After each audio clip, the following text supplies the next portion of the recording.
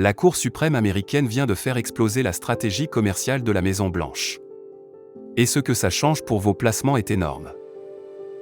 Pendant des mois, les États-Unis ont utilisé les droits de douane comme une arme, certains pays étaient favorisés, d'autres pénalisés, selon les intérêts du moment. Cette logique vient de s'effondrer. La Cour suprême a tout remis à plat.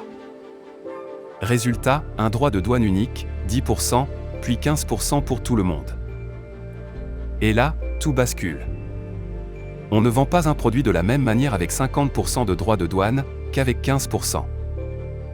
Des pays qui étaient exclus reviennent dans la course. D'autres perdent un avantage stratégique. Les entreprises doivent réécrire leurs plans, revoir leur chaîne d'approvisionnement, réévaluer leurs marges. Les marchés détestent ça. Les bourses étaient proches de leur sommet, elles font une pause. Elles attendent de comprendre qui seront les gagnants et les perdants.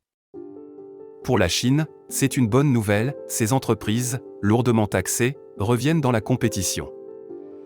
L'Inde et le Brésil aussi profitent de cette remise à zéro.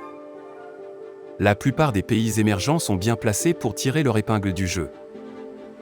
L'Europe, le Royaume-Uni, l'Australie, le Japon? Beaucoup moins. Le traitement de faveur dont ils bénéficiaient risque de disparaître.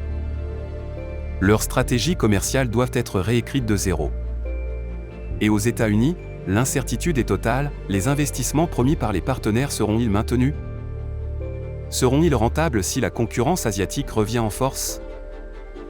Dans ce contexte, l'investisseur n'a qu'une seule stratégie rationnelle, diversifier. Et accepter que le monde change, même quand les marchés n'aiment pas ça.